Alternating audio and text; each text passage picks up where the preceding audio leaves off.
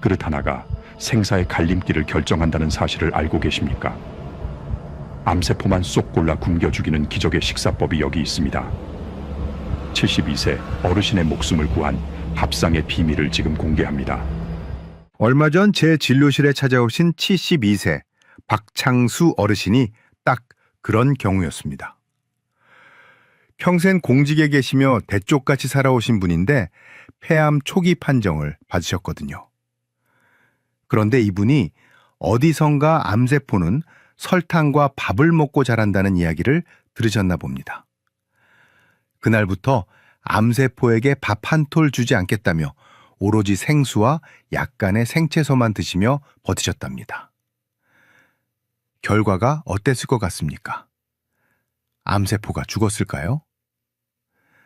안타깝게도 암세포는 멀쩡했는데 박창수 어르신의 몸이 먼저 무너졌습니다. 불과 2주 만에 체중이 8kg이나 빠지셨고 꼿꼿하던 허리는 구부정해졌습니다. 결국 기력이 다해 응급실에 실려오셨을 때 어르신은 제 손을 잡고 겨우 이렇게 말씀하시더군요. 선생님, 제가 암세포를 굶겨 죽이려다 제가 먼저 죽게 생겼습니다. 여러분, 이 박창수 어르신의 마음이 이해가 되시죠? 내 몸속에 나쁜 놈이 자라고 있다는데 뭐라도 해주고 싶은 그 절박한 심정 저도 잘 압니다. 하지만 여러분이 꼭 아셔야 할 진실이 있습니다. 암세포를 굶기겠다고 나를 굶기는 건 도둑을 잡겠다고 내 소중한 집에 불을 지르는 것과 똑같습니다. 도둑은 창문으로 도망가면 그만이지만 불타버린 집에서 살아야 하는 건 바로 여러분 자신이기 때문입니다. 실제로 병원에서 암이 어디 있는지 찾아낼 때 펫CT라는 검사를 합니다. 이 검사의 원리를 알면 왜 암세포 굶기기가 그렇게 어려운지 금방 이해가 되실 겁니다. 우리 몸속에 특수한 푸도당 액체를 주사하면 암세포가 있는 곳만 마치 밤하늘의 등대처럼 환하게 빛이 납니다. 왜 그럴까요? 암세포는 정상세포보다 밥, 즉 포도당을 무려 10배에서 30배나 더 많이 먹어 치우는 지독한 욕심쟁이이기 때문입니다. 그러니 여러분이 밥을 굶으면 어떤 일이 벌어지겠습니까? 우리 몸의 착한 세포들이 먹어야 할 영양분까지 암세포가 갈취해 갑니다. 암세포는 여러분의 근육을 녹여서라도 자기 밥을 챙겨 먹는 아주 영악한 존재입니다. 그래서 암 환자분들이 암 때문에 돌아가시는 것보다 영양실조와 기력 저하로 몸의 방어막이 뚫려서 돌아가시는 경우가 전체의 20%가 넘는다는 통계도 있습니다. 자, 그럼 이제 막막하실 겁니다. 암세포가 그렇게 밥을 잘 챙겨 먹는데 그럼 나는 속수무책으로 당하고만 있어야 하는가 하고 말입니다. 아닙니다. 방법은 분명히 있습니다. 무작정 굶는 게 아니라 암세포가 싫어하는 환경을 만들고 암세포의 밥줄만 콕 집어서 끊어버리는 전략이 필요합니다. 박창수 어르신께도 제가 이 전략을 처방해 드렸습니다. 어르신, 이제 굶지 마시고 저랑 같이 암세포를 골탕 먹여봅시다 하고 말이죠. 그 결과 어르신은 다시 숟가락을 드셨고 항암 치료를 견딜 수 있는 튼튼능 몸을 되찾으셨습니다. 오늘 제가 여러분께 알려드릴 이야기는 단순히 잘 먹자는 이야기가 아닙니다. 암세포의 숨통을 조이는 강력한 공격 무기가 무엇인지, 그리고 암세포가 우리 몸에서 마음대로 파티를 벌이지 못하도록 차단하는 방패는 어떻게 만드는지 아주 구체적으로 말씀드릴 겁니다. 특히 70세가 넘으신 어르신들이라면 오늘 이 내용을 반드시 머릿속에 새기셔야 합니다. 그래야 암이라는 긴 터널을 무사히 빠져나갈 수 있습니다. 지금부터 암세포를 굶기고 내 몸은 살리는 그 기적 같은 식사의 기술을 하나씩 풀어보겠습니다. 오늘 이야기가 여러분의 생명을 지키는 등불이 될 것 같다면 좋아요 버튼 한번 꾹 눌러주시고요. 댓글창에 숫자 1 한 글자만 남겨주십시오. 여러분이 남겨주신 그 한마디가 저에게는 이 유익한 정보를 계속 전해드릴 수 있는 가장 큰 힘이 됩니다. 지금 바로 살자라고 적으셨다면 이제 본격적인 암세포 저격 방법을 알아보러 가시죠. 자, 이제 본격적인 전쟁 이야기를 해보겠습니다. 암세포가 여러분의 몸을 전쟁터로 만들었다면 우리도 가만히 있을 수 없지 않겠습니까? 지금부터는 암세포의 심장을 직접 타격하는 강력한 무기와 우리 몸의 방어벽을 철통같이 세우는 5명의 전사들을 소개해 드릴 겁니다. 가장 먼저 여러분이 병원에서 의사와 상의해서 당장 시작해야 할 특급 무기는 바로 고용량 비타민C 주사요법입니다. 아마 여러분 중에는 비타민C, 그거 약국에서 파는 알약이나 노란 가루 말하는 거 아니냐고 묻는 분들 계실 겁니다. 하지만 제가 말씀드리는 건 입으로 먹는 게 아니라 혈관에 직접 넣는 주사입니다. 이게 왜 강력한 무기인지 설명해 드릴게요. 비타민C가 혈관을 타고 아주 높은 농도로 우리 몸에 들어가면 암세포 안에서 아주 특별한 변화가 일어납니다. 바로 암세포 내부에서 독가스라고 불리는 과산화수소를 뿜어내게 만드는 겁니다. 암세포 입장에서는 자기 방 안에서 갑자기 독가스가 터지는 셈이죠. 그런데 여기서 신기한 점이 있습니다. 우리 정상세포는 이 독가스를 순식간에 물로 바꿔버리는 아주 유능한 청소부를 가지고 있습니다. 그래서 아무리 비타민C 주사를 맞아도 정상세포는 멀쩡합니다. 하지만 암세포는 이 청소부가 아예 없거나 아주 무능합니다. 결국 독가스가 방 안에 가득 차게 되고 암세포만 선택적으로 터져 죽게 되는 원리입니다. 제 환자였던 박창수 어르신도 처음에는 반신반의하셨습니다. 그런데 항암 치료와 이 주사요법을 병행하시더니 이런 말씀을 하시더군요. 선생님, 신기하게도 이 주사를 맞고 나니까 항암 치료 후에 입안이 헐거나 기운이 하나도 없던 증상이 훨씬 덜합니다. 라고요. 맞습니다. 비타민C 주사는 암세포를 공격하는 동시에 우리 몸의 면역력을 보호해주기 때문입니다. 다만 주의하실 점이 있습니다. 신장 기능이 많이 약하시거나 특정 효소가 부족한 분들은 피해야 하니 반드시 경험 많은 전문의와 상담 후에 시작하셔야 한다는 점 꼭 기억하십시오. 자, 무기를 준비했다면 이제 우리 몸을 지킬 성벽을 쌓아야겠죠? 제가 오늘부터 여러분의 식탁에 매일 올려야 할 5가지 항암 전사를 알려드립니다. 첫 번째는 브로콜리입니다. 이 작은 나무처럼 생긴 녀석 안에는 설포라판이라는 성분이 들어있는데 이게 암세포의 뿌리까지 찾아가서 숨통을 조입니다.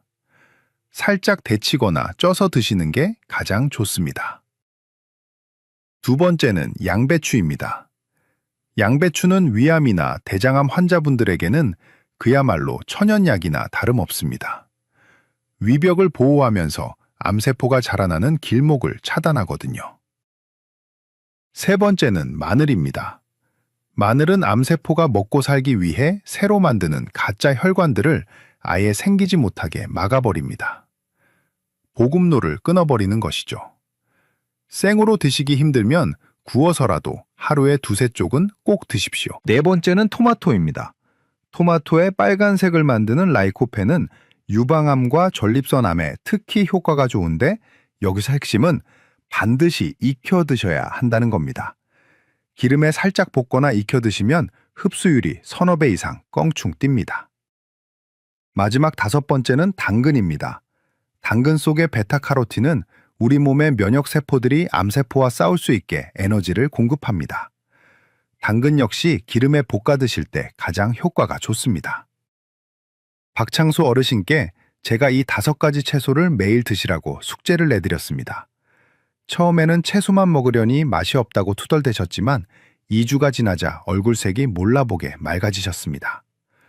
어르신 말씀이 예전에는 고기만 먹어야 힘이 나는 줄 알았는데 이 채소들을 챙겨 먹으니 속이 편안하고 아침에 일어날 때 몸이 훨씬 가볍다고 하십니다. 여러분 꼭 기억하십시오. 암세포는 여러분이 굶는 걸 기다립니다. 여러분이 굶어서 기력이 떨어지면 그때를 틈타 온몸으로 퍼져나가려고 준비 중이기 때문입니다. 그러니 무작정 굶지 마시고 오늘 알려드린 강력한 주사요법과 5가지 항암 전사들로 내 몸의 군대를 먼저 튼튼하게 만드십시오. 오늘 알려드린 이 5가지 채소들 중에서 냉장고에 지금 바로 있는 게 무엇인지 확인해 보세요. 만약 하나도 없다면 오늘 시장이나 마트에 가셔서 꼭 사오시기 바랍니다. 오늘 영상이 주변에 암으로 고생하시는 분들이나 가족분들에게 큰 희망이 될 것 같다면 지금 바로 영상 아래 공유하기 버튼을 눌러서 보내주십시오. 여러분의 공유 한 번이 누군가에게는 생명의 밧줄이 될 수 있습니다. 자, 이제 무기와 방패를 갖췄으니 암세포의 밧줄을 제대로 끊어버리는 결정적인 전술을 배워볼 차례입니다. 지금부터 제가 드리는 말씀은 암세포를 말려 죽이는 굶기지 않는 단식법입니다. 박창수 어르신이 가장 놀라워하셨고 또 가장 확실하게 효과를 보셨던 핵심 전략이기도 합니다. 귀를 쫑긋 세우고 들어주세요. 첫 번째 지침입니다. 오늘 당장 여러분의 식탁에서 3가지 흰색 음식을 퇴출하십시오. 바로 흰 쌀밥과 흰 밀가루 그리고 설탕입니다. 제가 이걸 왜 강조하느냐 하면 이 음식들이 암세포에게는 그야말로 로켓 연료나 다름없기 때문입니다. 여러분이 흰 쌀밥 한 숟가락을 입에 넣는 순간 우리 몸의 혈당은 수직으로 상승합니다. 그러면 우리 몸은 이 혈당을 조절하려고 인슐린이라는 호르몬을 대량으로 뿜어냅니다. 문제는 이 인슐린이 암세포에게는 성장을 촉진하는 아주 강력한 스위치 역할을 한다는 점입니다. 인슐린이 많이 나오면 우리 몸속에서 암세포의 성장인자라는 녀석들이 함께 날뛰기 시작합니다. 실제로 남아메리카 에콰도르의 한 마을에는 아주 특이한 분들이 사십니다. 이분들은 키가 매우 작은 유전적 특성이 있는데 놀랍게도 평생 암에 거의 걸리지 않습니다. 연구해보니 이분들은 몸속에서 암세포 성장인자가 거의 나오지 않는 체질이었던 겁니다. 우리는 그런 체질을 타고나지 않았으니 스스로 조절해야 합니다. 흰쌀밥 대신 현미밥이나 잡곡밥을 드세요. 밀가루빵 대신 통밀빵이나 고구마를 드시는 겁니다.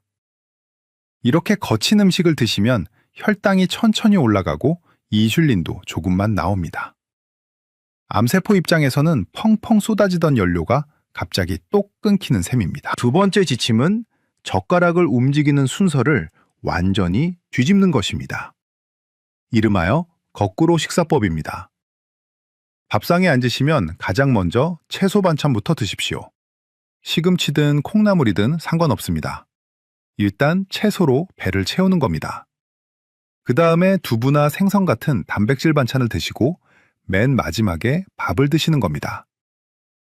이 순서가 왜 중요할까요? 먼저 먹은 채소의 식이섬유가 우리 장 속에 촘촘한 그물망을 먼저 깔아주기 때문입니다. 그 상태에서 탄수화물인 밥이 들어오면 이 그물망에 걸려서 당분이 아주 천천히 흡수됩니다. 마치 뻥 뚫린 고속도로를 달리던 당분들이 울퉁불퉁한 시골길을 만나는 것과 같습니다. 이렇게만 드셔도 암세포에게 가는 포도당의 양을 획기적으로 줄일 수 있습니다.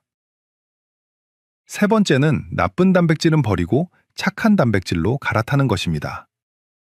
특히 햄이나 소시지, 베이컨 같은 가공육은 오늘부로 작별 인사를 하셔야 합니다. 이건 제 개인적인 의견이 아니라 세계보건기구에서 담배와 똑같은 1급 발암물질로 지정한 아주 위험한 음식입니다. 이런 가공육 속에 들어있는 각종 첨가물은 우리 몸속에서 암세포가 가장 좋아하는 독소로 변합니다. 대신 콩과 두부 그리고 생선을 가까이 하십시오. 우리 몸의 면역세포는 단백질로 만들어지는데 고기보다는 식물성 단백질이 우리 몸의 염증 수치를 낮추는데 훨씬 유리합니다. 박창수 어르신도 예전에는 고추장에 햄을 볶아서 흰쌀밥이랑 드시는 게 낙이셨습니다. 그런데 제가 알려드린 대로 현미밥에 두부조림, 그리고 데친 브로콜리를 먼저 드시기 시작하면서 몸의 염증 수치가 몰라보게 줄어들었습니다. 여러분, 암세포는 여러분이 건강한 음식을 맛있게 드시는 것을 제일 싫어합니다. 여러분이 식사를 즐겁게 하되 순서만 바꿔도 암세포는 당황해서 기력을 잃게 됩니다. 박창수 어르신은 이제 식사 시간이 숙제가 아니라 암세포를 공격하는 즐거운 전투 시간이라고 말씀하십니다. 오늘 알려드린 이 3가지 지침만 지켜도 여러분은 암세포의 보급로를 완벽하게 차단할 수 있습니다. 지금 바로 내일부터 식단 구성을 어떻게 바꿀지 머릿속으로 그려보세요. 오늘 영상이 도움이 되셨다면 구독 버튼과 알림 설정 버튼을 꼭 눌러주십시오. 여러분이 이 영상을 놓치지 않고 챙겨보시는 것만으로도 암을 이겨내는데 큰 보탬이 될 것입니다. 자, 이제 여러분이 가장 기다리셨던 시간입니다. 도대체 하루를 어떻게 보내야 암세포를 말려 죽일 수 있는지 제가 아주 구체적으로 알려드릴게요. 박창수 어르신이 실제로 3개월 동안 단 하루도 거르지 않고 실천하셔서 활력을 되찾으셨던 그 일과표를 그대로 공개합니다. 지금부터 제가 말씀드리는 일과표를 머릿속으로 그리면서 내일부터의 여러분 모습을 상상해 보세요. 먼저 아침 7시입니다. 눈을 뜨자마자 가장 먼저 하실 일은 미지근한 물 한 잔을 천천히 마시는 겁니다. 밤새 잠들어 있던 우리 몸의 장기들을 깨워주는 신호탄입니다. 그런 다음 아침 식사를 준비하시는데 이때 박창수 어르신은 가장 먼저 양배추와 시금치 같은 채소를 한 접시 가득 드셨습니다. 드레싱은 시중에 파는 달콤한 것 말고 올리브유와 식초만 살짝 곁들여 보세요. 채소를 다 드셨다면 이제 단백질 차례입니다. 계란찜이나 두부 반모를 천천히 씹어서 드시는 겁니다. 그리고 마지막에 현미밥을 딱 반 공기만 드세요. 처음에는 밥량이 적어서 허전하다고 하셨던 어르신도 채소를 먼저 듬뿍 드시니까 금방 배가 부르다고 하셨습니다. 식사가 끝나면 집 근처를 20분 정도 가볍게 산책해 보세요. 식후에 걷는 이 짧은 산책이 혈당이 치솟는 것을 막아 암세포의 밥그릇을 뺏는 아주 훌륭한 운동이 됩니다. 오전 10시쯤 되면 살짝 입이 심심해지실 겁니다. 이때가 바로 특급 간식을 챙겨 드실 시간입니다. 바로 익힌 토마토입니다. 토마토를 살짝 삶아서 올리브유를 한 방울 떨어뜨려 드셔보세요. 이건 간식이 아니라 암세포를 공격하는 약이라고 생각하셔야 합니다. 비타민C 주사요법을 병행하시는 분들이라면 주사를 맞으러 가기 전후에 물을 평소보다 2잔 정도 더 마셔주는 것도 잊지 마세요. 점심 12시에는 단백질을 좀 더 보충해줍니다. 고등어나 삼치 같은 생선구이 한 토막을 메인 요리로 삼으세요. 역시 순서는 채소 무침을 먼저 한 접시 비우고 그 다음에 생선을 드신 뒤 마지막에 잡곡밥을 드시는 겁니다. 박창수 어르신은 점심에 나물 반찬을 3종류 이상 챙겨 드셨는데 이렇게 하면 장내 유익균이 늘어나 면역력이 몰라보게 좋아집니다. 오후 3시에는 항암 주스 한 잔을 만들어 보세요. 당근과 사과를 믹서기에 갈아서 드시는 건데 여기에 견과류 5알 정도를 같이 곁들이면 맛도 좋고 영양 흡수도 더 잘 됩니다. 당근의 오렌지색 성분이 여러분의 면역세포를 아주 튼튼하게 만들어줄 겁니다. 저녁 식사는 6시쯤 가볍게 하시는 것이 좋습니다. 저녁에는 브로콜리와 마늘을 기름에 살짝 볶아서 드셔보세요. 마늘의 향긋한 냄새가 암세포에게는 치명적인 경고장이 됩니다. 저녁에는 밥 대신 찐 고구마 1개로 탄수화물을 대신하는 것도 아주 좋은 방법입니다. 잠들기 전 9시에는 따뜻한 생강차나 보리차 한 잔으로 하루를 마무리하세요. 자, 이렇게 일과표를 말씀드렸는데 아마 궁금한 점들이 많으실 겁니다. 제가 어르신들이 가장 자주 묻는 질문 3가지만 딱 뽑아서 시원하게 대답해 드릴게요. 첫 번째 질문입니다. 선생님, 채소부터 먹으니까 금방 배가 꺼져서 밤에 잠이 안 오는데 어떡하죠? 하는 분들 계십니다. 이건 아주 정상적인 반응입니다. 그동안 우리 몸이 설탕과 흰밥의 가짜 배부름에 중독되어 있었기 때문입니다. 그럴 때는 참지 마시고 오이나 당근을 썰어서 조금 더 드시거나 따뜻한 우유 반 컵 정도를 드셔보세요. 2주만 지나면 몸이 이 건강한 공복감에 익숙해지면서 오히려 아침에 일어날 때 몸이 날아갈 듯 가벼워지실 겁니다.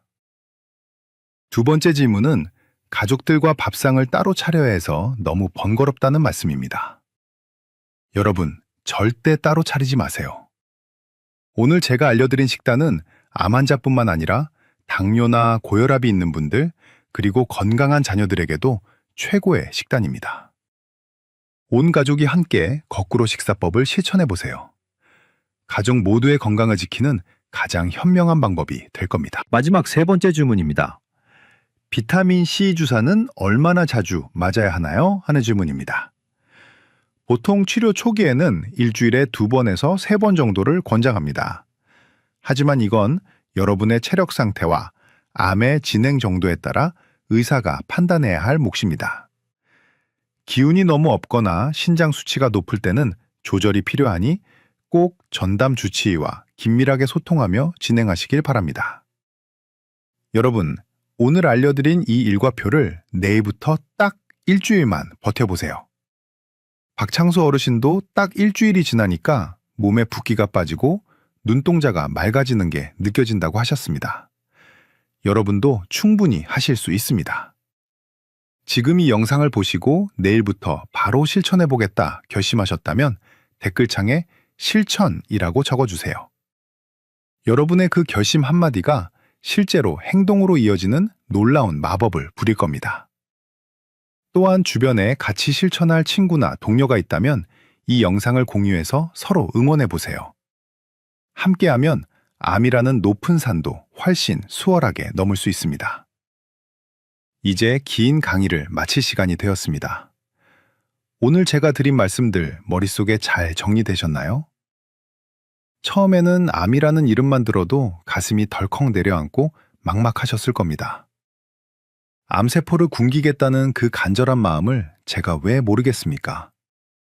하지만 이제는 그 마음을 나를 죽이는 무모한 단식이 아니라 나를 살리는 똑똑한 영양 전략으로 바꿔야 할 때입니다. 오늘 우리가 함께 나눈 핵심 내용을 딱 3줄로 요약해 드립니다. 첫째, 흰쌀밥과 설탕을 식탁에서 치우고 현미밥과 채소를 먼저 드시는 거꾸로 식사법으로 암세포의 보급로를 차단하십시오. 둘째, 햄과 소시지 같은 가공육을 끊고 제가 알려드린 5가지 항암 전사와 착한 단백질로 내 몸의 성벽을 튼튼히 쌓으십시오. 셋째, 암치료 전문의와 상의하여 비타민C 고용량 주사라는 강력한 무기로 암세포의 심장을 직접 타격하십시오. 이 3가지만 꾸준히 지켜도 여러분의 몸은 암세포가 살기 가장 힘든 척박한 땅이 될 겁니다. 반대로 여러분의 소중한 면역세포들에게는 매일매일 힘이 솟구치는 기름진 땅이 되겠죠. 암은 굶겨서 죽이는 것이 아니라 올바른 식사로 길들이고 이겨내는 것입니다. 처음에 말씀드렸던 박창수 어르신의 최근 소식이 궁금하시죠? 어르신은 이제 저를 만나러 오실 때 병원 셔틀버스를 타지 않으십니다. 집에서 병원까지 한 정거장이나 되는 거리를 기분 좋게 허리를 쭉 펴고 걸어서 오십니다. 얼마 전에는 그동안 엄두도 못 냈던 뒷산 산행을 다녀오셨다며 흙 묻은 등산화를 보여주시는데 그 모습이 얼마나 당당하고 멋지셨는지 모릅니다. 어르신은 이제 암을 무서운 적이 아니라 내 몸을 더 소중히 아끼라고 보내온 엄한 선생님으로 생각하신답니다. 여러분, 암이라는 병은 우리에게 큰 공포를 주지만 동시에 우리 삶을 되돌아보고 더 단단하게 만드는 기회가 되기도 합니다. 오늘 제가 전해드린 이 지식들이 여러분의 마음속에 희망이라는 작은 불씨가 되었기를 간절히 바랍니다. 절대 혼자라고 생각하며 외로워하지 마십시오. 진료실에서 그리고 이 영상을 통해서 제가 항상 여러분의 든든한 주치의가 되어 곁을 지키겠습니다. 여러분이 오늘 댓글창에 남겨주신 살자라는 다짐과 실천하겠다는 약속은 여러분 자신을 향한 가장 위대한 선언입니다. 그 약속은 믿고 내일 아침에는 오늘보다 더 활기찬 발걸음으로 하루를 시작하시길 바랍니다. 오늘 이야기가 여러분의 생명을 지키는 따뜻한 등불이 되었다면 그것만으로도 저는 의사로서 가장 큰 보람을 느낍니다. 긴 시간 끝까지 집중해서 들어주셔서 진심으로 감사합니다. 저는 앞으로도 여러분이 암이라는 긴 터널을 무사히 지나 밝은 햇살을 맞이할 수 있도록 더 유익하고 명쾌한 건강 정보로 다시 찾아오겠습니다. 여러분은 충분히 이겨낼 수 있는 힘을 이미 가지고 계십니다. 스스로를 믿고 오늘부터 당장 시작하십시오. 여러분 꼭 건강하십시오. 다음에 또 뵙겠습니다. 감사합니다. 1부와 2부를 합쳐야 비로소 치매 방어 방패가 완성됩니다. 뇌 청소 다음은 뇌 회복이 정답입니다. 20년 전의 맑은 정신으로 되돌아가는 최종 수칙 같이 보시죠. 오늘 본격적으로 이야기를 시작하기 전에 제가 여러분께 아주 중요한 질문 하나를 던지겠습니다.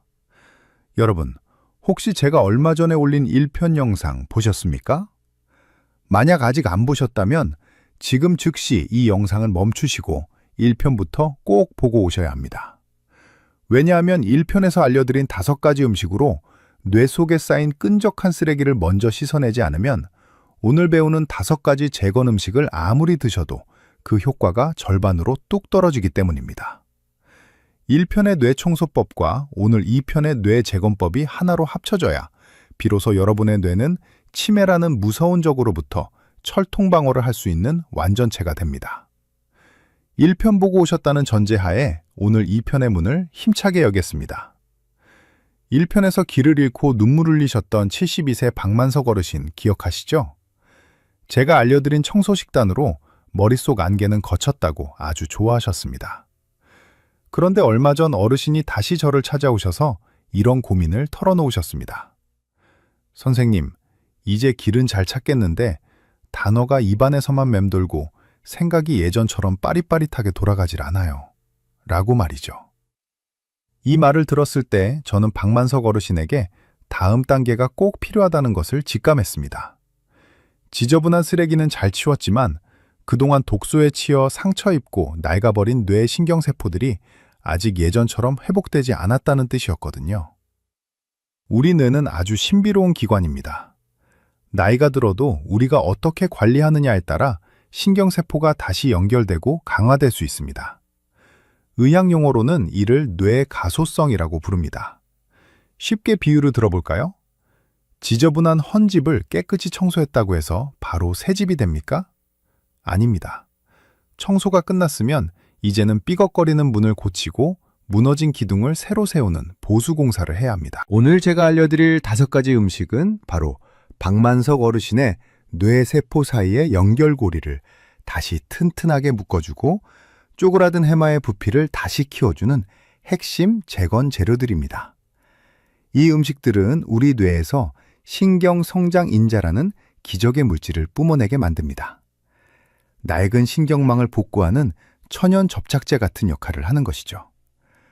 오늘 저와 함께 이 5가지 음식을 하나씩 공부하다 보면 여러분은 아하, 그래서 내 머리가 예전 같지 않았구나 하고 무릎을 탁 치시게 될 겁니다. 특히 마지막 1위로 꼽은 음식은 여러분이 매일 마시는 차 한 잔만 바꿔도 뇌세포가 되살아나는 놀라운 경험을 선사할 것입니다. 준비되셨습니까? 오늘 2편 영상까지 완주하시면 여러분은 비로소 치매로부터 완전히 자유로운 뇌를 갖게 되실 겁니다. 본격적인 시작에 앞서 오늘 영상이 정말 기대되신다면 좋아요 버튼 한 번만 꾹 눌러주세요. 그리고 댓글창에 완주라고 2글자만 남겨주십시오. 여러분이 끝까지 배울 준비가 되었다는 것을 제가 확인하고 더 힘을 내서 아주 명쾌하게 설명해 드리겠습니다. 여러분의 작은 참여가 저에게는 큰 보람이 됩니다.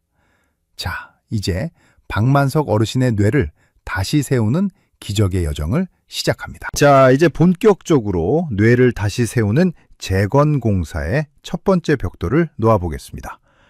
뇌 회복 음식 5위는 바로 블루베리입니다. 블루베리는 단순한 과일이 아닙니다. 뇌세포의 노화를 막는 가장 강력한 천연 방패라고 보셔도 무방합니다. 블루베리의 짙은 보라색을 만드는 안토시아닌이라는 성분이 핵심인데, 이 성분은 뇌 신경세포 사이의 신호 전달을 원활하게 만들어줍니다. 한마디로 뇌 안의 낡은 통신망을 최신형 광 케이블로 교체해주는 역할을 하는 것입니다. 실제로 미국 하버드 대학교 연구팀이 70세 이상 여성 1만 6천 명을 무려 20년 동안 추적 조사한 결과가 있습니다. 블루베리를 일주일에 최소 2번 이상 꾸준히 챙겨 먹은 그룹은 그렇지 않은 그룹에 비해 인지기능 노화가 무려 2년 6개월이나 늦춰졌습니다. 2년 반이라는 시간은 우리 어르신들에게 손주의 성장 과정을 더 또렷이 지켜보고 가족과 소중한 추억을 쌓는데 너무나 귀하고 긴 시간입니다. 하지만 블루베리를 드실 때 절대 하지 말아야 할 실수가 있습니다. 여러분, 블루베리 드실 때 우유와 함께 시원하게 갈아서 마시지 않습니까? 제가 의사로서 정말 간곡하게 부탁드리는데 그 습관부터 당장 버리십시오. 우유 속의 단백질이 블루베리의 안토시아닌과 결합하면 우리 몸에 흡수되지 않고 그대로 대변으로 빠져나가 버립니다. 비싼 돈 주고 산 귀한 영양소를 뇌로 보내지도 못하고 그냥 버리는 셈입니다. 그러니 블루베리는 그냥 생으로 드시거나 요구르트에 넣어 드시는 것이 훨씬 똑똑한 방법입니다. 요구르트의 유산균은 오히려 이 안토시아닌의 흡수율을 높여주는 도우미 역할을 하기 때문입니다. 이어서 4위는 등푸른 생선입니다. 고등어나 꽁치 같은 생선에 풍부한 DHA 성분은 우리 뇌세포를 구성하는 아주 중요한 벽돌입니다. 우리 뇌의 60% 정도는 지방으로 이루어져 있는데 그 중에서도 DHA가 부족해지면 뇌세포막이 딱딱해지고 신호가 뚝뚝 끊기게 됩니다. 집을 지을 때 벽돌이 튼튼해야 집이 안 무너지듯이 우리 뇌도 신선한 지방이 공급되어야 기억력이 무너지지 않습니다. 여러분의 뇌세포막이 말랑말랑해야 영양분이 쏙쏙 들어가고 노폐물은 시원하게 빠져나옵니다. 마치 새 집의 창문이 부드럽게 잘 열려야 환기가 잘 되는 것과 같은 원리이니 신선한 지방 섭취가 무엇보다 중요합니다. 연구 결과에 따르면 혈액 내 DHA 수치가 높은 어르신들은 치매 위험이 무려 47%나 낮았습니다. 절반 가까이 위험이 줄어드는 것이니 이것보다 확실한 예방약이 어디 있겠습니까? 하지만 생선을 드실 때 가장 주의해야 할 점은 바로 조리법입니다. 생선을 고온의 기름에 바싹 튀기면 어떻게 될까요? 뇌에 좋은 오메가3 지방산이 대부분 파괴될 뿐만 아니라 오히려 뇌염증을 일으키는 나쁜 지방으로 변질되어 버립니다. 뇌를 살리려다 오히려 뇌를 공격하는 꼴이 되는 것이죠. 그러니 생선은 반드시 찌거나 조림으로 해서 드셔야 뇌세포를 살리는 진짜 보약이 됩니다. 기름에 튀긴 생선은 뇌를 공격하는 독이 될 수도 있다는 사실을 오늘 꼭 기억하십시오. 오늘 이 2가지만 먼저 실천하셔도 여러분의 뇌는 다시 힘차게 돌아가기 시작할 것입니다. 이 유익한 정보를 지금 바로 카카오톡을 통해 주변 친구분들이나 가족들에게 공유해 주세요. 여러분의 공유 클릭 한 번이 소중한 사람의 기억력을 지켜주는 큰 선물이 될 것입니다. 자, 이제 3위와 2위, 그리고 뇌를 깨우는 기적의 1위 음식을 향해 계속 가보겠습니다. 뇌세포를 더 강력하게 결합하고 상처난 부위를 복구해줄 3위 음식을 공개합니다. 바로 브로콜리입니다. 제가 브로콜리를 3위로 꼽은 이유는 이 채소가 뇌 안에서 새로운 신경세포를 만들어내는 씨앗 역할을 하기 때문입니다. 브로콜리 속에는 설포라판이라는 아주 귀한 성분이 들어있습니다. 이 성분은 우리 뇌에서 잠자고 있는 신경줄기세포를 깨워 증식을 돕는 결정적인 일을 합니다. 독일의 한 유명 연구소에서 진행한 실험 결과를 보면 설포라판 성분은 뇌 신경세포의 생성을 촉진할 뿐만 아니라 이미 손상되어 염증이 생긴 뇌 부위를 획기적으로 가라앉혀 주었습니다. 그런데 여러분, 브로콜리 어떻게 드시나요?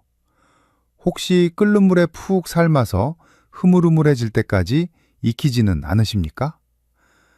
만약 그러셨다면 오늘부터는 조리법을 딱 3분만 기억하십시오. 헐포라판을 활성화하는 효소는 열에 아주 약해서 물에 넣고 푹 삶으면 몸에 좋은 성분의 90%가 물속으로 녹아 사라집니다. 가장 좋은 방법은 찜기에 넣고 딱 3분 이내로 살짝 쪄서 드시는 것입니다. 그래야 뇌세포를 살리는 소중한 씨앗을 온전히 여러분의 머릿속으로 보낼 수 있습니다. 계속해서 2위는 호박씨입니다. 여러분, 옛날부터 호박씨 까먹는다는 말이 있죠? 사실 알고 보면 호박씨는 가성비 최고의 천연 뇌 영양제입니다. 호박씨에는 뇌 건강에 필수적인 마그네슘과 아연이 엄청나게 많이 들어 있습니다.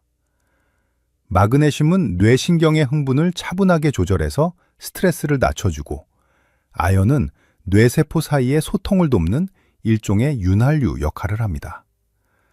특히 아연은 우리 어르신들이 가장 무서워하는 뇌 위축을 막는 데 핵심적인 역할을 합니다. 아연이 부족해지면 뇌가 쪼그라드는 속도가 급격히 빨라진다는 연구 결과가 아주 많습니다. 그래서 호박씨를 하루에 딱 한 줌씩만 꾸준히 씹어 드셔도 뇌세포가 다시 촘촘해지는 놀라운 효과를 볼 수 있습니다. 단, 마트에서 파는 소금 팍팍 친 짭짤한 호박씨는 피하십시오. 짠 소금은 뇌 혈관을 수축시켜서 오히려 해롭습니다. 아무것도 가미하지 않은 생호박씨를 집에서 살짝 볶아서 드시는 것이 뇌 혈관과 세포를 모두 지키는 비결입니다. 이제 대망의 1위를 발표할 시간입니다. 이 음식은 여러분이 매일 마시는 물 대신 선택할 수 있는 가장 강력한 뇌 재생 음료입니다. 1위는 바로 녹차입니다. 녹차 속의 카테킨 성분 중에서도 EGCG라는 특별한 물질이 있는데, 이게 뇌세포의 파괴를 직접적으로 막고 신경세포가 자라나도록 자극합니다. 특히 1편에서 제가 강조했던 뇌 쓰레기인 아밀로이드 베타 기억하시죠? 녹차의 이 성분은 그 끈적한 쓰레기가 뇌세포에 달라붙지 못하게 겉면에 아주 미끄러운 코팅을 해주는 역할까지 합니다. 일본에서 수천 명을 대상으로 진행한 대규모 연구에 따르면 하루에 녹차를 2잔 이상 꾸준히 마신 분들은 그렇지 않은 분들에 비해 기억력 장애가 생길 확률이 절반 이상 낮았습니다. 이 정도면 기적의 음료라고 불러도 손색이 없겠죠. 다만 녹차를 드실 때 주의할 점은 공복에 너무 진하게 마시면 속이 쓰릴 수 있다는 점입니다. 식사 후 1시간 정도 지나서 따뜻하게 한 잔씩 즐기는 습관이 여러분의 뇌를 다시 젊게 만들 것입니다. 오늘 알려드린 브로콜리와 호박씨 그리고 녹차까지 이 3가지만 더해도 여러분의 뇌는 다시 일어설 힘을 얻게 됩니다. 오늘 내용이 정말 유익하셨다면 지금 바로 구독 버튼과 알림 설정 버튼을 꾹 눌러주세요. 그래야 여러분의 뇌를 지키는 다음 건강 정보도 놓치지 않고 가장 먼저 받아보실 수 있습니다. 여러분의 구독 클릭 한 번이 제가 더 좋은 정보를 연구하고 전해드리는 가장 큰 힘이 됩니다.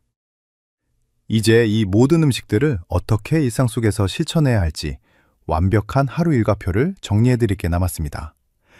그리고 어르신들이 자주 묻는 질문들에 대한 명쾌한 답변도 준비했으니 끝까지 채널 고정해주세요. 이제 이 귀한 음식들을 하루 일과 중에 어떻게 배치해서 먹어야 가장 효과가 좋은지 완벽한 하루 일과표를 정리해드리겠습니다. 1편에서 배운 뇌청소 음식과 오늘 배운 재건 음식을 하나로 합친 그야말로 치매 방어 완전체 식단입니다. 종이와 펜이 있다면 적어보시고 아니면 이 화면을 나중에 다시 돌려보시면서 꼭 기억해 두세요. 먼저 아침 기상 직후입니다. 가장 먼저 냉장고에서 생들기름 1스푼을 꺼내 드시는 것으로 하루를 시작하십시오. 1편에서 말씀드린 대로 공복에 드셔야 뇌로 가는 영양분이 가장 빠르게 흡수됩니다. 30분 뒤 아침 식사 때는 1편의 계란 반숙 1개와 맹김 2장을 챙기시되 여기에 오늘 배운 블루베리 10알 정도를 요구르트에 섞어서 드십시오. 뇌의 찌꺼기를 씻어내면서 동시에 낡은 신경망을 복구하는 완벽한 아침 식사가 됩니다. 이 식단표를 메모해서 냉장고 문이나 식탁 앞에 딱 붙여두세요. 처음엔 낯설어도 눈에 자꾸 보이면 우리 뇌는 자연스럽게 이 건강한 습관을 내 몸의 일부로 받아들이기 시작할 것입니다.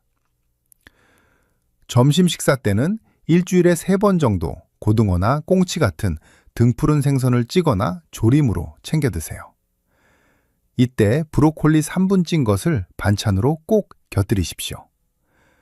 만약 1편에서 배운 카레를 드시는 날이라면 카레 위에 살짝 찐 브로콜리를 토핑처럼 올려서 함께 드시는 것도 아주 지혜로운 방법입니다. 카레의 커큐민과 브로콜리의 설포라판이 만나면 뇌세포 재생 효과가 배가 됩니다. 오후 간식 시간에는 1편의 사과 1개를 껍질째 드시거나 입이 조금 심심할 때 호박씨 한 줌을 천천히 씹어 드십시오. 제가 아까 말씀드렸죠.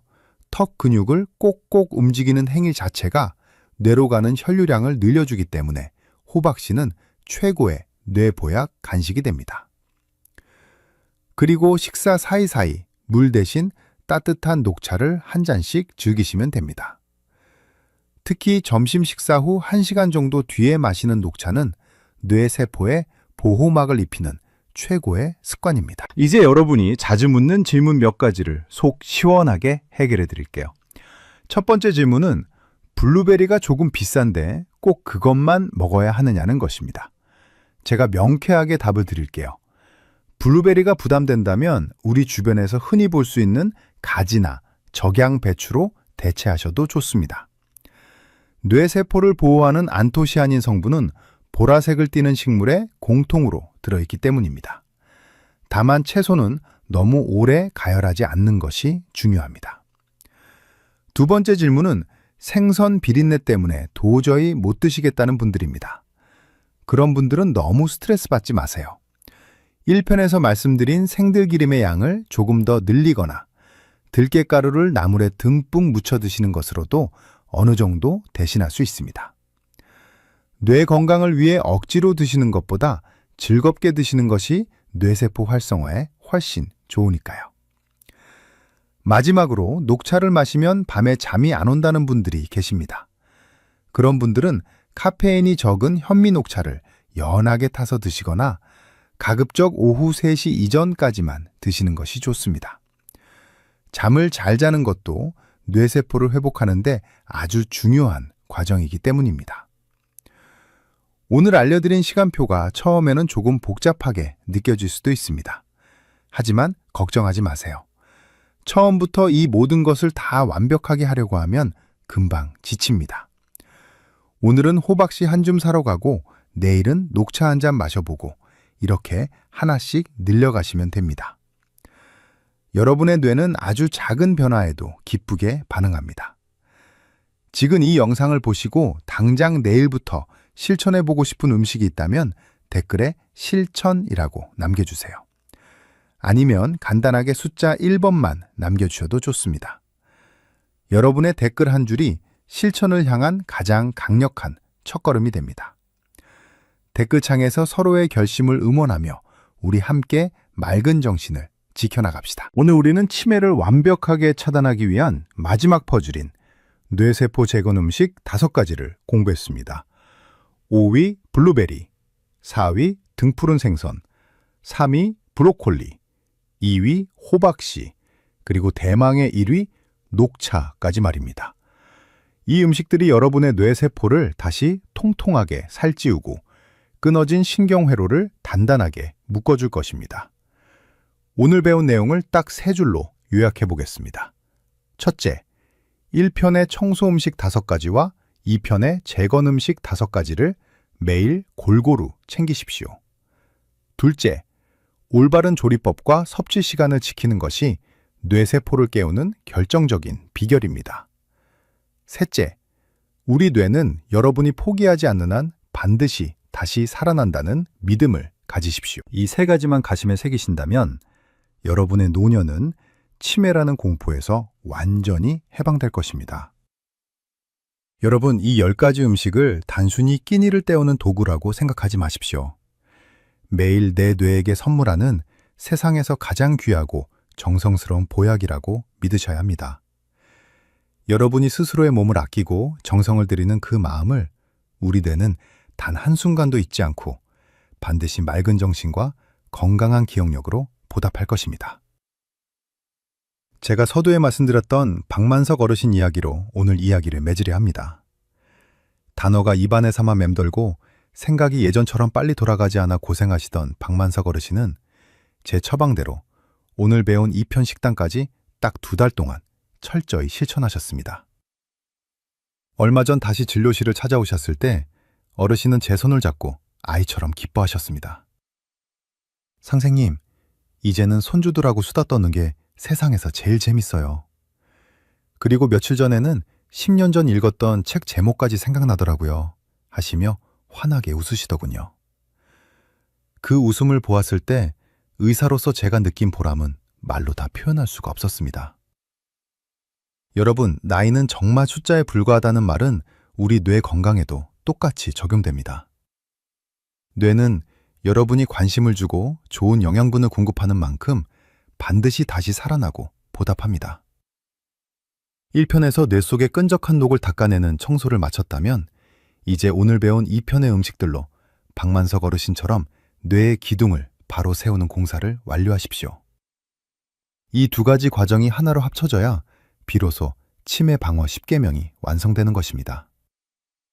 치매라는 병은 어느 날 갑자기 하늘에서 뚝 떨어지는 천재지변이 아닙니다.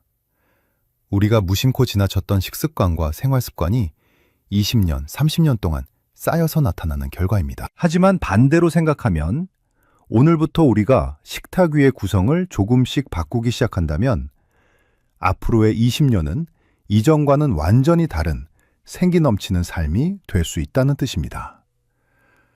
오늘 알려드린 1편과 2편의 내용을 여러분만 알고 계시지 말고 자녀분들이나 주변의 소중한 친구분들께도 꼭 공유해 주세요.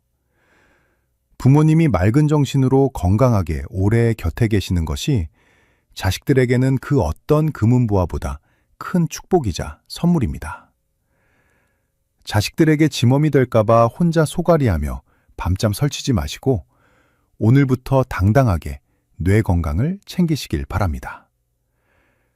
여러분의 뇌는 여러분이 스스로를 포기하지 않는 한 마지막 순간까지 싸울 준비가 되어 있습니다. 1편과 2편 영상을 반복해서 보시면서 이 10가지 음식들을 여러분의 평생 건강 동반자로 만드십시오. 여러분의 맑은 정신과 활기찬 노후를 위해 저도 항상 이 자리에서 최선을 다해 연구하고 여러분을 돕겠습니다. 오늘 이 긴 시간 동안 저와 함께 끝까지 완주해 주신 여러분, 진심으로 존경하고 사랑합니다. 여러분의 가정에 늘 건강과 행복이 가득하시길 기원하겠습니다. 감사합니다. 건강하십시오. 겨울철 보약인 줄 알고 드셨다가 응급실에서 배를 가를 수도 있습니다. 60대 이상이라면 홍시는 무조건 이렇게 드세요. 여러분, 제가 의사 가운을 입고 진료실을 지키면서 수만 명의 어르신을 만났습니다. 그런데 날씨가 쌀쌀해지는 이맘때만 되면 유독 제 마음을 무겁게 만드는 환자분들이 계십니다. 바로 건강해지려고 드신 제철 음식이 도리어 몸속에 시한폭탄을 심어버린 분들입니다. 오늘 제가 들려드릴 이야기는 올해 초 우리 병원 응급실을 발칵 뒤집어 놓았던 71세 최병철 어르신의 사례입니다. 최 어르신은 평소 등산도 다니시고 술, 담배도 안 하시는 아주 건강한 분이셨습니다. 그런데 어느 날 새벽에 배를 움켜쥐고 식은땀을 뻘뻘 흘리며 실려오셨습니다. 명치가 꽉 막힌 것처럼 답답하고 마치 돌덩이를 삼킨 것처럼 뱃속이 묵직해서 숨도 제대로 못 쉬겠다고 하셨죠. 처음에는 단순한 급체인 줄 알고 위 내시경을 진행했는데 의료진 모두가 깜짝 놀랐습니다. 최 어르신의 위장 안에 주먹만한 시커먼 돌덩어리가 자리를 잡고 있었거든요. 이게 바로 의학 용어로 위석이라고 부르는 것입니다. 대체 이 돌이 어디서 생겼을까요? 범인은 바로 어르신이 겨울 내내 거실에 박스째 쌓아두고 드셨던 홍시였습니다. 최 어르신은 홍시가 겨울철 천연 영양제라는 말을 듣고 밥 대신 홍시를 3개, 4개씩 드셨다고 합니다. 홍시는 사과보다 비타민C가 10배나 많고 눈 건강에 좋은 베타카로틴은 무려 9배나 들어있는 훌륭한 과일입니다. 특히 2025년 현재 면역력이 무엇보다 중요한 시기에 어르신들에게 이만한 보약이 없죠. 하지만 이 달콤한 홍시 안에는 무서운 두 얼굴을 가진 성분이 숨어 있습니다. 바로 떫은 맛을 내는 타닌이라는 녀석입니다. 이 타닌이 우리 위장에서 위산과 만나면 끈적끈적하게 변하면서 다른 음식물들을 자석처럼 끌어당깁니다. 이게 반복되면 뱃속에서 단단한 돌덩이가 되는 것이죠. 최 어르신처럼 70세가 넘어가면 위장의 운동 능력이 떨어지기 때문에 이런 현상이 더 잘 일어납니다. 실제로 통계를 보면 위석 환자의 상당수가 60대 이상의 어르신들이라는 점이 이를 증명합니다. 그렇다면 홍시를 아예 먹지 말아야 할까요? 아닙니다. 홍시는 제대로만 먹으면 혈관의 기름기를 닦아내고 뇌세포를 살리는 최고의 명약입니다. 다만 여러분이 지금까지 드셨던 방식이 잘못되었을 뿐입니다. 오늘 제가 국민 주치의로서 최병철 어르신이 왜 그렇게 아파야만 했는지 그 근본적인 원인을 파헤치고 여러분은 절대 그런 고통을 겪지 않도록 홍시를 먹는 법을 통째로 바꿔드리겠습니다. 단순히 무엇을 먹으라는 정보만 드리는 게 아닙니다. 어떤 순서로 먹어야 혈당이 치솟지 않는지, 어떤 약과 함께 먹으면 약효가 싹 사라지는지, 그리고 어떤 것과 곁들여야 보약 10첩보다 나은 효과를 보는지 아주 쉽게 풀어드리겠습니다. 이 영상 하나만 제대로 보셔도 여러분은 올겨울 병원 신세지지 않고 홍시의 좋은 영양분만 쏙쏙 골라 담으실 수 있습니다. 지금 여러분 댁에 홍시 한 박스 사다 놓으셨나요? 아니면 자제분들이 보내준 홍시를 냉동실에 얼려두셨나요? 그렇다면 지금 당장 이 영상을 주목하십시오. 여러분의 위장이 돌밭이 되는 것을 막고 홍시를 진짜 보약으로 만드는 비결을 지금부터 하나씩 공개하겠습니다. 오늘 이야기가 기대되신다면 영상 아래에 있는 좋아요 버튼 한 번만 꾹 눌러주세요. 여러분의 응원이 제가 더 정확한 건강 정보를 전해드리는 가장 큰 힘이 됩니다. 자, 그럼 본격적으로 시작하겠습니다. 제가 지금부터 말씀드리는 3가지 수칙은 단순히 건강에 좋은 습관이 아니라 여러분의 생명을 지키는 생존 전략입니다. 최병철 어르신처럼 병원 침대에 눕지 않으려면 지금부터 말씀드리는 순서와 방법을 머릿속에 꼭 저장해 두셔야 합니다. 첫 번째 생존 수칙은 홍시의 중심 부인 하얀 심을 뿌리째 뽑아내는 것입니다.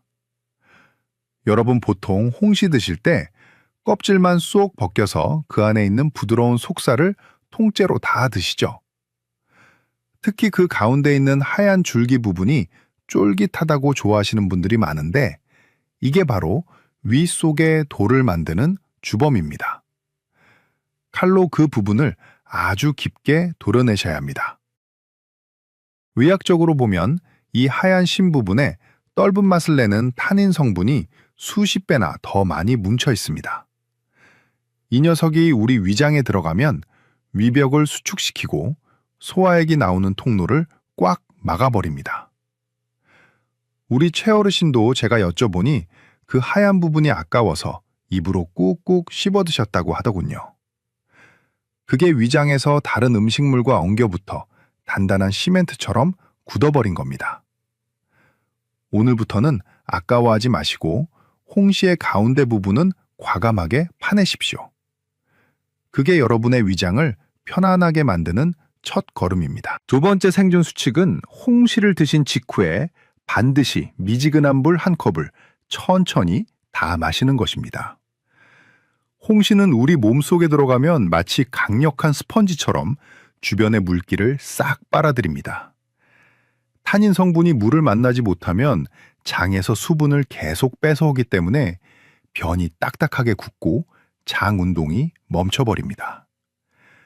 변비가 심해지는 건 물론이고 윗속에서 음식물 덩어리가 마르면서 돌덩이로 변하는 것이죠. 최어르신께서는 홍시 맛을 제대로 느끼고 싶어서 물은커녕 차 한 잔도 안 드셨다고 해요. 그게 화근이었습니다.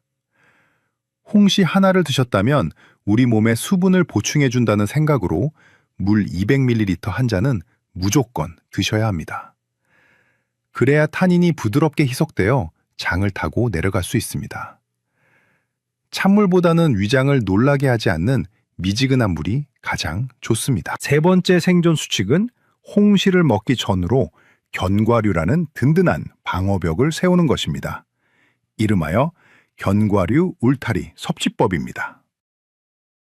홍시는 당분이 굉장히 높은 과일입니다. 입에 넣자마자 살살 녹는 그 단맛이 우리 혈관에는 비상사태를 선포합니다. 혈당이 갑자기 수직 상승하는 혈당 스파이크 현상이 일어나는데 이게 반복되면 췌장에 무리가 가고 혈관이 딱딱해집니다. 이때 호두나 아몬드 같은 견과류를 함께 드시면 마법 같은 일이 일어납니다. 견과류에 들어있는 착한 지방인 불포화 지방산이 당분의 흡수 속도를 아주 천천히 조절해주는 브레이크 역할을 하거든요. 최어르신도 평소에 혈당 수치가 조금 높으셨는데 이걸 모르고 홍시만 계속 드셨던 게 독이 된 겁니다. 홍시를 드시기 전에 아몬드 5알을 먼저 꼭꼭 씹어 드시고 홍시를 다 드신 후에 다시 호두 2알 정도를 드셔보세요. 이렇게 견과류로 앞뒤를 막아주면 혈당이 완만하게 올라가면서 몸에 무리를 주지 않습니다. 최병철 어르신이 제 설명을 들으시더니 병실에서 무릎을 탁 치시더라고요. 선생님, 제가 몸에 좋다는 홍시를 먹으면서 그동안 위장에 돌을 쌓고 혈당을 올리는 짓만 골라서 했네요. 하시며 허탈하게 웃으셨습니다. 여러분도 지금 혹시 최어르신처럼 홍시를 드시고 계시지는 않았나요? 만약 그랬다면 오늘부터 당장 이 3가지 수칙을 실천해 보십시오.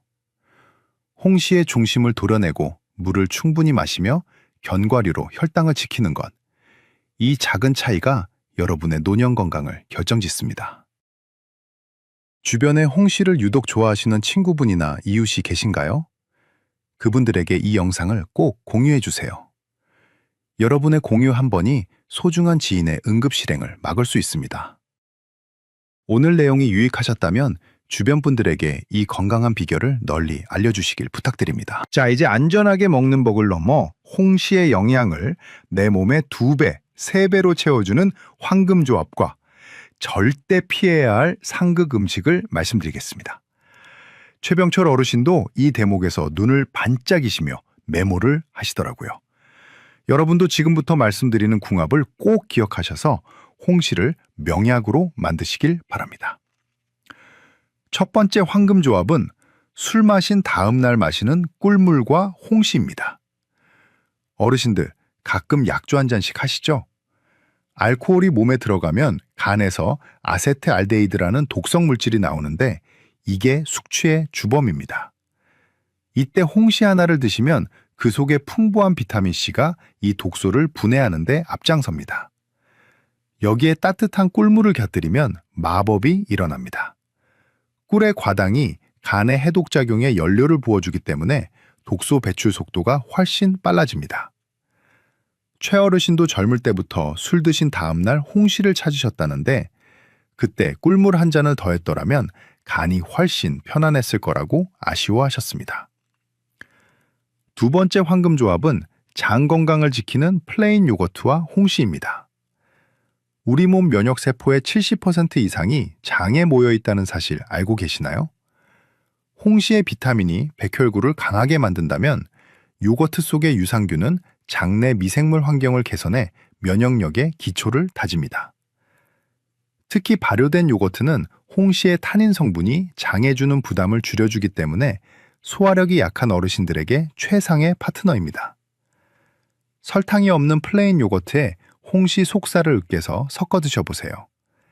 감기 기운이 오려다가도 도망갈 만큼 강력한 면역 보약이 됩니다. 세 번째 황금 조합은 침침한 눈을 밝혀주는 당근 주스와 홍시입니다.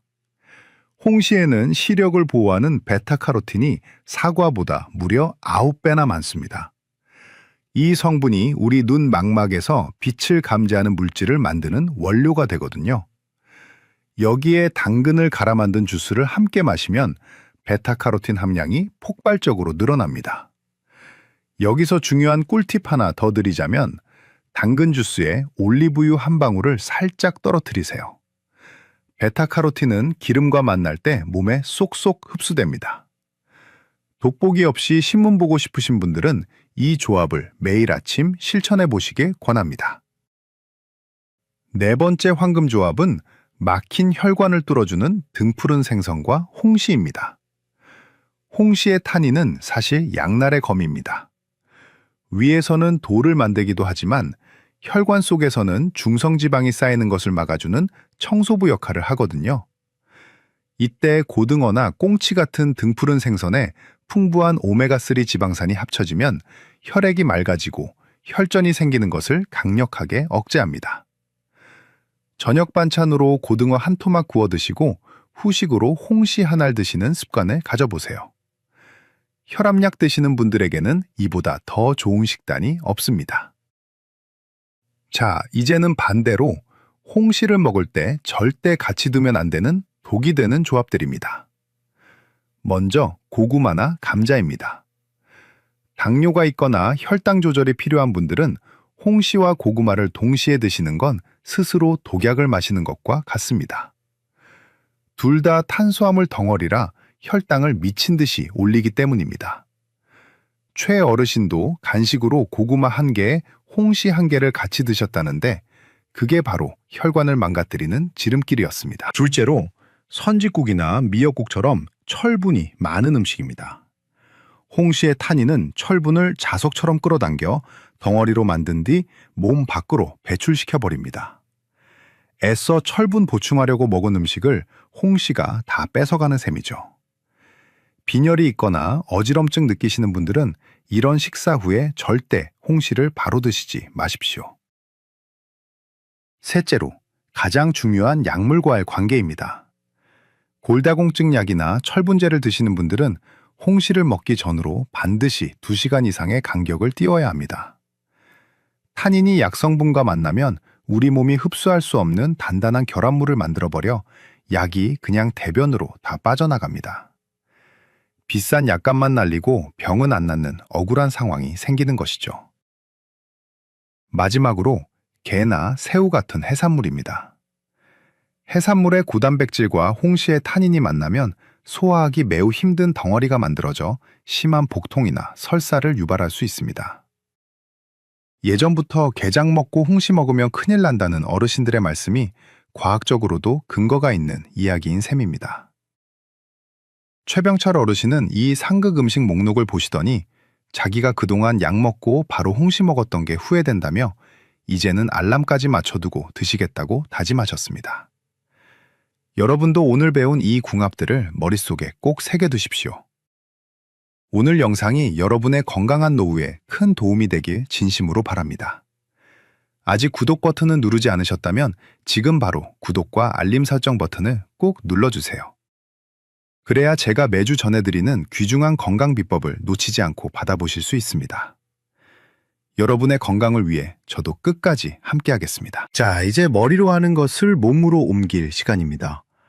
아무리 좋은 보약도 제때, 제대로 먹지 않으면 소용이 없겠죠. 우리 최병철 어르신이 병원에서 퇴원하시면서 저와 손가락 걸고 약속한 하루 일과표를 여러분께도 그대로 공개하겠습니다. 이 시간표대로만 움직이시면 여러분의 위장은 돌밭이 아니라 옥토가 될 것입니다. 먼저 아침 8시입니다. 평소처럼 든든하게 아침 식사를 하십시오. 만약 골다공증 약이나 철분제를 아침에 드시는 분들이라면 이때 식사 직후에 바로 챙겨 드시는 것이 좋습니다. 그래야 홍시를 먹을 수 있는 안전한 시간 간격을 벌 수 있거든요. 오전 10시가 바로 우리가 기다리던 홍시 타임입니다. 약을 드신 지 2시간이 지났으니 이제 안심하고 홍시를 꺼내셔도 됩니다. 자, 여기서 순서가 정말 중요합니다. 먼저 아몬드나 호두 같은 견과류를 5알 정도 꼭꼭 씹어 드세요.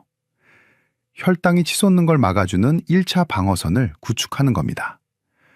그 후에 제가 알려드린 대로 가운데 하얀 심을 깊게 도려낸 홍시를 천천히 음미하십시오. 다 드셨나요? 그럼 마무리는 반드시 미지근한 물 1컵입니다. 이렇게 드시면 탄닌이 위장에서 굳을 틈이 없습니다. 오후 1시, 점심 식사 때는 고등어나 삼치 같은 등푸른 생선을 챙겨 드셔보세요. 오전 10시에 먹은 홍시의 성분이 혈관벽을 청소할 준비를 하고 있을 때 오메가3가 들어가면 혈관 건강에 시너지 효과가 폭발합니다. 오후 3시 출출할 때는 당근 주스 한 잔을 준비하십시오. 올리브유 한 방울 섞는 것 잊지 마시고요. 오전에 먹은 홍시의 베타카로틴과 오후에 당근이 만나 여러분의 침침한 눈을 밝히는 최고의 안경 역할을 해줄 것입니다. 오후 7시, 저녁 식사 후에는 설탕이 들지 않은 플레인 요거트에 홍시 반알 정도를 섞어 드셔보세요. 만약 오전에 이미 하나를 다 드셨다면 요거트만 드시는 것이 좋습니다. 홍시는 하루에 딱 한 알이 가장 적당하기 때문입니다. 이렇게 드시면 밤새 장 속 유산균들이 활발하게 움직여 다음날 아침 쾌변을 도와줄 것입니다. 자, 이렇게 시간표를 짜드리니 최병철 어르신이 아주 좋아하시면서도 몇 가지 궁금한 게 생기셨나 봅니다.